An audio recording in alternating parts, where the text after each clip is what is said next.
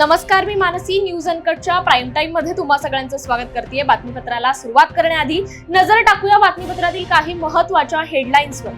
PM मोदींचा Russia दौरा 22-23 October रोजी 16व्या ब्रिक्स शिखर परिषदेत होणार सहभागी. भंडाराचे आमदार महायुतीतून बाहेर पडणार, तिकीट न मिळाल्यास अपक्ष निवडणूक लढवण्यावर ठाम. पैठणमध्ये 3.25 लाख मतदार बजावणार हक्क. विधानसभा निवडणूक प्रक्रियेसाठी छत्रपती संभाजीनगर प्रशासन सज्ज. आणि मनमाडमध्ये महर्षी वाल्मिकी जयंती उत्साहात साजरी. जयंतीनिमित्त काढण्यात आली सवाद्य मिरवणूक. आता पाहूयात सविस्तर वृत्त.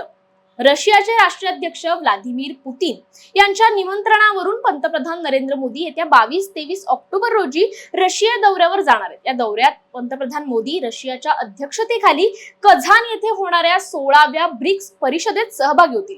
समान जागतिक विकास आणि सुरक्षिततेसाठी बहुपक्षीयता मजबूत करणे या थीमवर यंदाची ब्रिक्स शिखर परिषद आयोजित केली आहे. रशियाचे राष्ट्राध्यक्ष व्लादिमीर पुतीन यांच्या अध्यक्षतेखाली होणाऱ्या या परिषदेत ब्राझील, रशिया, भारत, चीन आणि दक्षिण आफ्रिका या देशांचे नेते एकत्र येणार आहेत. महाराष्ट्र विधानसभा निवडणुकीत महायुती आणि महाविकास आघाडीला सक्षम पर्याय तसेच तगडी टक्कर देण्याच्या उद्देशाने परिवर्तन महाशक्ती नावाची तिसरी आघाडी निवडणूक रिंगणात उतरली. या आघाडीत बच्चू कडू, राजू शेट्टी यांच्यासह स्वराज्य पक्षाचे प्रमुख युवराज संभाजीराजे छत्रपती यांचाही समावेश आहे. यातच आता 4 नोव्हेंबर रोजी राजकारणात मोठा स्फोट होणार आहे असे भाकीत करत महाविकास आणि महायुतीचा एन्काउंटर करणार आहोत असा मोठा दावा परिवर्तन महाशक्ती आघाडीतील नेत्यांनी केलाय. झारखंड विधानसभा निवडणुकीसाठी एनडीएचं जागा वाटपाचं निश्चित झालंय. या निवडणुकीत ऑल झारखंड स्टुडंट युनियन 10 जागांवर तर जेडीयू 2, चिराग पासवान यांच्या एलजेपीला 1 आणि उर्वरित 68 जागांवर भाजपा निवडणूक लढणार आहे. केंद्रीय मंत्री आणि झारखंडचे निवडणूक प्रभारी शिवराज सिंह चौहान यांनी याबाबत घोषणा केली आहे. झारखंडमध्ये भाजपच्या नेतृत्वात एनडीए कडून all Jharkhand students union, Janata Dal आणि लोक जनशक्ती पार्टी मिळून निवडणुकीला सामोरे जाणार आहेत. या ठिकाणी जागा वाटपाचा फॉर्म्युला ठरला असून लवकरच उमेदवारांची घोषणा केली जाणार आहे. विधानसभा निवडणूक निपक्ष आणि पारदर्शक झाली पाहिजे, मतदान वाढले पाहिजे असे निवडणूक आयोग सांगत असते. पण निवडणूक आयोगाच्या कामातच पारदर्शकता आणि निपक्षपातीपणा दिसत नाही. सत्ताधारी पक्षाच्या इशाऱ्यावर अधिकारी काम करत आहेत. ऑनलाईन फॉर्म 60च्या माध्यमातून महाविकास आघाडीच्या मतदारांची नावे मोठ्या प्रमाणात मतदार यादीतून वगळली जात आहेत. यामागे एकनाथ शिंदे आणि देवेंद्र फडणवीस आहेत असा गंभीर आरोप करून रडीचा डाव खेळू नका, हिम्मत असेल तर आमने सामने लढा असा इशारा काँग्रेस प्रदेशाध्यक्ष नाना पटोले यांनी दिलाय. महाविकास आघाडीने आज पत्रकार परिषद घेत मतदार यादीतील घोळावर गंभीर आरोप केलेत. राज्यात विधानसभा निवडणुकीची आचारसंहिता लागली असून पैठण विधानसभा मतदारसंघाची निवडणूक प्रक्रिया पार पाडण्यासाठी यंत्रणा सज्ज झाली आहे. त्या संदर्भात सर्व प्रकारचे नियोजन करण्यात आले असल्याची माहिती निवडणूक निर्णय अधिकारी तथा उपविभागीय अधिकारी नीलम बाफना यांनी दिली आहे. यावेळी विधानसभा निवडणुकीमध्ये 3,23,500 मतदार मतदानाचा हक्क बजावणार असून 351 मतदान केंद्रांतर्गत मतदानाची प्रक्रिया पार पडणार आहे. 110 पैठण विधानसभा मतदारसंघ या वेळेला आपल्याकडे 351 मतदान केंद्र सज्ज झालेली आहेत. आपल्याकडे 3,23,500 मतदार आजपर्यंत आपल्या यादीमध्ये समाविष्ट झालेले आहेत आणि त्याच्यासाठी 351 केंद्राच्या आधारे आपण मतदान करून घेणार आहोत. यामध्ये भारत निवडणूक आयोगाकडून निवडणुकीचा कार्यक्रम घोषित झालेला आहे. एकंदरीत पूर्ण या प्रोसेससाठी पैठण विधानसभा मतदारसंघाची पूर्ण तयारी. आगामी विधानसभा निवडणुकीच्या पार्श्वभूमीवर महायुतीकडून जोरदार तयारी सुरू असून बैठका, मेळावे घेतले जात आहेत. या महायुतीमधील महत्त्वाचा घटक म्हणून रिपाईन हा पक्ष आहे. या पक्षाचे राज्य संघटक परशुराम वाडेकर यांनी पुण्यात पत्रकार परिषद घेऊन महायुतीने रिपाईनसाठी 10 ते 12 जागा सोडाव्यात, त्यातील पुणे कंटेनमेंटची जागा सोडावी या जागेवरून इच्छुक असल्याची आक्रमक भूमिका 2 दिवसांपूर्वी त्यांनी मांडली होती. परशुराम वाडेकर यांच्या या भूमिकेमुळे ते महायुतीमध्ये राहणार की बाहेर पडणार अशा चर्चा रंगू लागल्यात. या संदर्भात काय म्हणाले वाडेकर बघूयात. परवा मी प्रेसला आमची जी भूमिका मांडलेली आहे ती भूमिका महाराष्ट्रातल्या रिपब्लिकन पक्षाच्या आंबेडकरी चळवळीतील कार्यकर्त्याची. गेले 15 वर्ष आम्ही भाजपबरोबर, म्हणूनच आम्ही महाराष्ट्रामध्ये 15 वर्षात एक जागाही दिली नाही. यावेळेस त्यांनी किमान आम्हाला जागा द्याव्या अशी मागणी आठवले साहेबांनी केली आहे. तीच मागणी माझ्यासारखा कार्यकर्ता करत आहे. कालची मुलाखत दिल्यानंतर मी कुठे असं म्हटलं नाही की आम्ही बहिष्कार घालू किंवा आम्ही काम करणार. तो अधिकार रामदास आठवले साहेबांचा आहे, तो पक्षाचा आहे. फक्त आम्ही आंबेडकरी चळवळीचे कार्यकर्ते नाराज आहोत की आम्हाला संधी मिळत नाही. आणि म्हणून या ठिकाणी परशुराम आडेकर काय दुसऱ्या पक्षात जाणार का, अजून काय करणार, मी कुठल्याही पक्षात जाणार नाही. मी कुठेही जाणार नाही. मी माझी नाराजगी त्याच पक्षामध्ये भाजपबरोबर राहून त्यांच्यासोबत भांडणं करून त्यांच्या सगळं संघर्ष करून आम्हाला जागा द्या ही विनंती आम्ही करत आहोत, नाही का.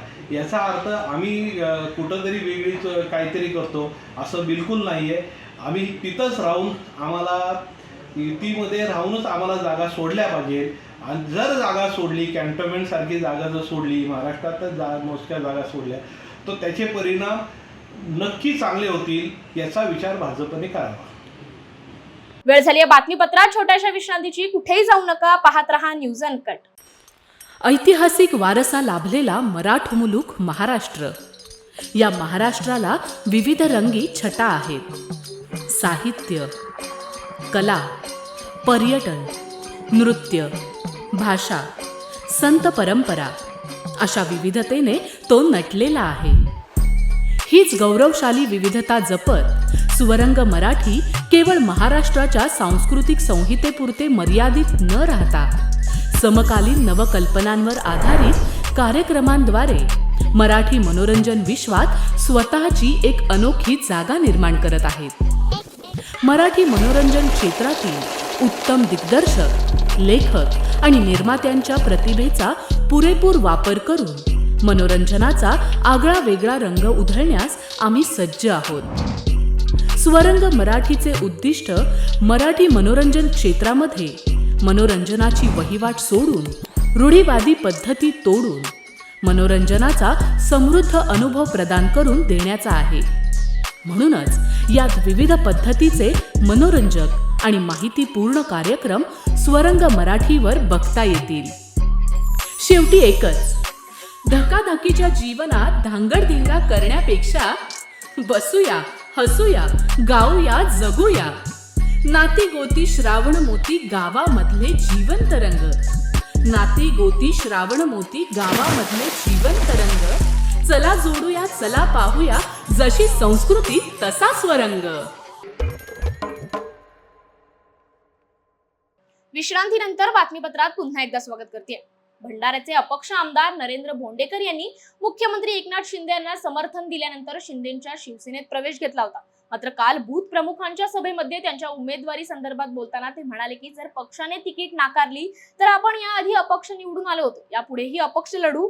यामुळे सध्या तरी भंडारा विधानसभेत महायुतीमध्ये बिघाड झाल्याची चर्चा रंगली आहे. लढू, परंतु पूर्व तयारी म्हणून याला तुम्ही पाहिजे. यावेळेला युतीने तिकीट दिली नाही, तुम्ही अपक्ष लढा, तुम्ही स्टेजवरून घोषणा केली.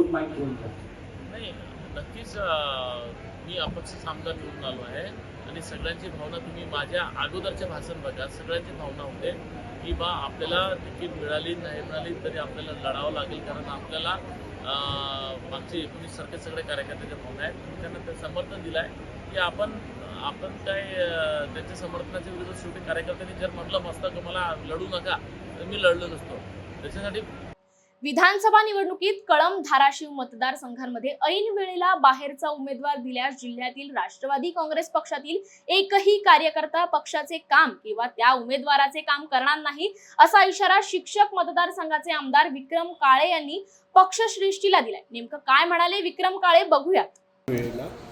बाहेरच्या उमेदवाराला उमेदवारी मिळाली तर जिल्हा राष्ट्रवादीची भूमिका काय असते? जिल्हा राष्ट्रवादी काँग्रेस पार्टीनं अत्यंत सावधपणाने आणि जबाबदारीनं भूमिका घेतलेली आहे की यावेळेस कुठल्याही परिस्थितीमध्ये ऐन वेळेला दुसऱ्या पक्षातून कोणाला प्रवेश देऊन जर त्या ठिकाणी तिकीट दिलं तर या जिल्ह्यातला एकही कार्यकर्ता त्या उमेदवाराचं काम करणार नाही, ही भूमिका राष्ट्रवादी काँग्रेस पार्टीने घेतली. नाशिकच्या नांदगाव तालुक्यातील कळमदरी, जामधरी, गिरणा डॅम, मळगाव आदी गावातील नागरिकांना घरकुल जातीचे दाखले, रेशन कार्ड मिळावे यासाठी तहसील कार्यालयावर लोकशाही धडक मोर्चाचे अध्यक्ष शेखर पगार यांच्या नेतृत्वाखाली मोर्चा काढत जोरदार घोषणाबाजी करण्यात आली. मागण्या पूर्ण न झाल्यास येणाऱ्या विधानसभा निवडणुकीवर बहिष्कार टाकला जाईल असा इशाराही शेखर पगार यांनी दिलाय. कळमदरी, गिरणी डॅम, मळगाव आणि जामदरी या भागातील काही जे आदिवासी बांधव आहेत आणि अनुसूचित जाती जमातीचे लोक आहेत यांना देश स्वातंत्र्य होऊन 78 वर्षात होत आले, आजही घरकुले मिळत नाही आणि जे घरकुले मंजूर झाले त्यांना काहीतरी क्युरी दाखवून अपात्र ठरवले जातात. आजही लोक उघड्यावर राहतात. म्हणून माझी नम्र विनंती आहे शासन आणि प्रशासनाला, यांना आपल्या पद्धतीने घरकुल कसं देता येईल. घरकुलं मंजूर आहेत, फक्त त्यांना जागा उपलब्ध करून देण्यासाठी ग्रामपंचायतीला सहकार्य करावे. अन्यथा आम्ही नांदगाव येणाऱ्या विधानसभा निवडणुकीवर बहिष्कार टाकू असा सुद्धा आमचा निर्णय झालेला आहे. जालन्यात बाजारातून हरवलेल्या 13 वर्षीय मुलीचा सदर बाजार पोलिसांनी शोध लावलाय. आपल्या आईसोबत जालना शहरात येऊन भिक्षा मागणारी 13 वर्षाची मुलगी आईपासून हरवली होती. त्याची तक्रार आईने सदर बाजार पोलिसांकडे दाखल केल्यानंतर पोलिसांनी तिला शोधून काढलं असून जालना शहरातील मामा चौक ते बसस्थानक दरम्यान ती आढळून आली. अखेर योग्य ती चौकशी केल्यानंतर मुलीला आईच्या स्वाधीन करण्यात आलंय. वेळ झाली आहे बातमीपत्रात छोट्याशा विश्रांतीची. कुठेही जाऊ नका, पाहत रहा न्यूज अनकट.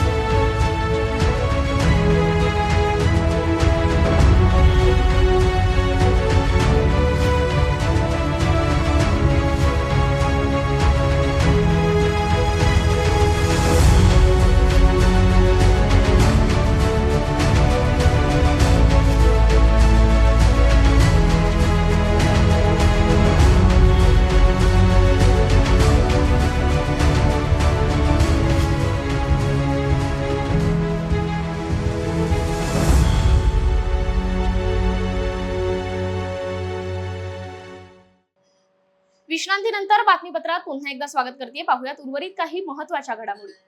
जळगावच्या पाचोरा तालुक्यातील बांबरूड राणीचे गावात 2 बैल विहिरीत पडून दुर्दैवी मृत्यू झालाय. या घटनेने शेतकरी दगावला असून ओमकार डांबरे यांचं मोठं नुकसान झालंय. विहिरीत पडलेली बैलगाडी आणि बैल जोडी ट्रॅक्टर आणि जेसीबीच्या सहाय्याने बाहेर काढून पुढील कारवाई करण्यात आली असून परिसरात हळहळ व्यक्त केली जाते. तालुका जालना पोलिसांनी 1,13,000 रुपयांची गावठी आणि देशी दारू जप्त केली आहे. हिसवण मध्ये ही कारवाई करण्यात आली. जालना तालुक्यातील हिसवण येथील घनसावंगी रोड येथे हातभट्टी दारू आणि सामग्री असलेल्या एका महिलेची माहिती पोलिसांना मिळाली. त्यानुसार पोलिसांनी छापा टाकला असता सीता पवार या महिलेकडून पोलिसांनी 1,10,000 रुपयांचे गावठी हातभट्टी दारूचे साहित्य जप्त केलंय. तसेच रंगूबाई पवार या महिलेच्या जवळून 3,360 रुपयांची देशी दारू पोलिसांनी जप्त केली आहे. या प्रकरणी तालुका जालना पोलीस ठाण्यात गुन्हा दाखल करण्यात आलाय. रामायण रचिता महर्षी वाल्मिकी भगवान यांची जयंती नाशिकच्या मनमाड शहरात उत्साहात साजरी करण्यात आली. जयंतीनिमित्त छत्रपती शिवाजी महाराज चौकात आकर्षक सजावट करण्यात आली तर विविध कार्यक्रमांचे आयोजनही करण्यात आलं. सोबतच सायंकाळी अश्वरथातून महर्षी वाल्मिकी भगवान यांची वाजत गाजत प्रतिमा मिरवणूक काढण्यात आली असून त्यात मोठ्या संख्येने नागरिकांचा सहभाग पाहायला मिळालाय. वेळ झाली आहे या बातमीसह प्राईम टाइम मध्ये इथेच थांबायची. पाहत रहा न्यूज अनकट.